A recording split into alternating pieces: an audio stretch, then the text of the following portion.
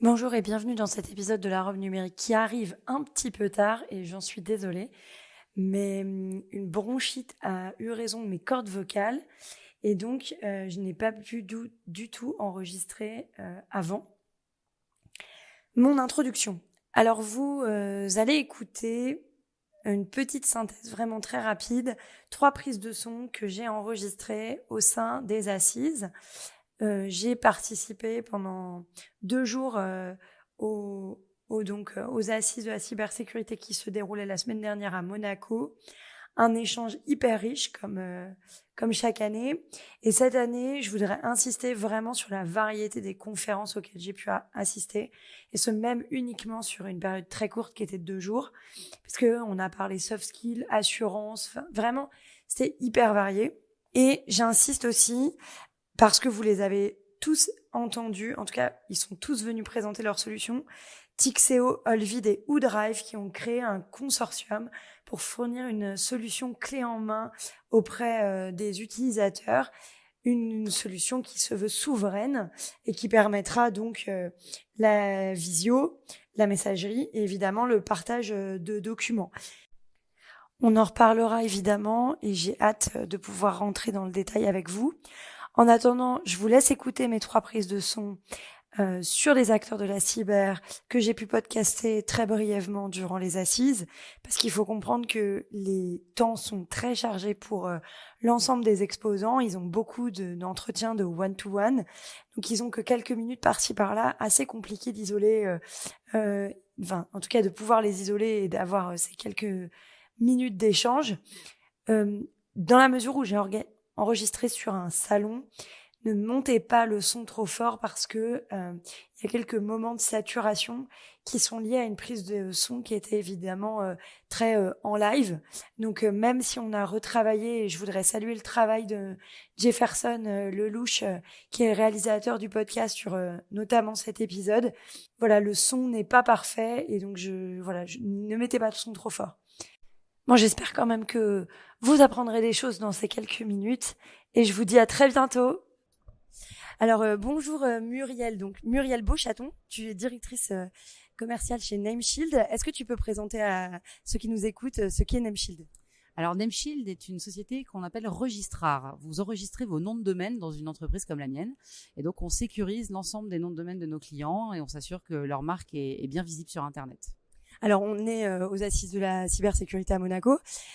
Par les noms de domaine et par les stratégies de noms de domaine, c'est aussi par les luttes contre le phishing, le typo-squatting, tous ces mots-là. Ici, vous rencontrez votre écosystème, mais au-delà de ça, ça représente quoi pour Nameshield d'être aux assises ? Alors aujourd'hui, la mission de Nameshield, c'est beaucoup évangéliser sur les vulnérabilités liées au nom de domaine. Et donc l'écosystème cyber comprend que le nom de domaine, c'est la porte d'entrée sur Internet. Et si c'est mal géré, il n'y a plus de messagerie, il n'y a plus de site Internet, plus de site e-commerce, plus d'activité. Et donc c'est potentiellement problématique pour l'entreprise et c'est important qu'on porte ce message. C'est notre mission. Ok, donc c'est un sujet hyper vaste. Est-ce que tu serais d'accord de revenir présenter tous les métiers Nameshield, parce qu'il n'y a pas que celui-là, dans un podcast plus long ? Ravi, enthousiaste, excité, je reviens quand tu veux. Super, écoute, merci Muriel de m'avoir accordé 2 minutes pour parler Nameshield et à très bientôt. À très bientôt, salut. Bonjour Vlad, alors on s'est déjà vu puisque tu es venu déjà au micro de la Robe numérique pour présenter Patrol. Pour nos auditeurs les plus assidus, on va pas redire que tu es contributeur No Limits Sécu, mais c'est bien quand même de le préciser. Alors, est-ce que tu peux nous rappeler ce que fait Patrol ? Alors bonjour, et oui effectivement contributeur No Limits Sécu, merci de le repréciser. Patrol, c'est une solution de cybersécurité offensive as a service qui va aider nos clients à sécuriser tout ce qu'ils exposent sur Internet, c'est-à-dire ce qu'on appelle leur surface d'attaque externe. Alors là, on est aux assises, je pense que ça s'entend un peu parce qu'il y a du bruit autour de nous. Est-ce que tu peux me dire ce que vous faites dans le village des startups ? Et puis apparemment, tu as une nouvelle à nous annoncer, donc vas-y. Alors les assises, ça fait partie des 2 principaux salons professionnels auxquels il faut être présent pour pouvoir vendre et croiser les clients et même des partenaires potentiels. Donc nous sommes là parce que c'est très important pour nous, pour le business de l'entreprise et pour sa renommée. Et nous sommes sur le village startup parce que nous sommes une startup. Mais comme tu disais, effectivement, il y a une nouvelle, c'est que nous avons participé au prix d'innovation des assises de la cybersécurité cette année et nous l'avons gagné avec le prix du public.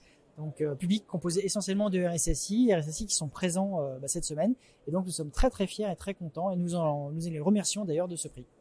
Donc en fait c'est un peu une reconnaissance de vos pairs sur le sujet et sur le besoin qu'adresse Patrol. Oui, c'est ça. Ça signifie que notre solution, a priori, a plu, que les gens ont considéré que c'était vraiment de l'innovation et que ça pouvait répondre à leurs besoins. Bah écoute, merci beaucoup d'être venu au micro de la Robe Numérique, un petit peu de manière inattendue. Et puis à très bientôt pour d'autres news autour de Patrol. Merci et au revoir et bon courage pour la suite.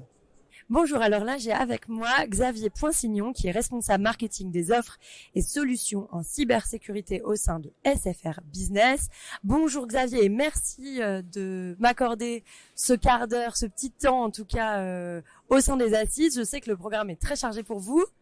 Oui, tout à fait. Bonjour Oriana. Alors j'ai ma première question, elle est hyper simple, mais que fait SFR Business ici ?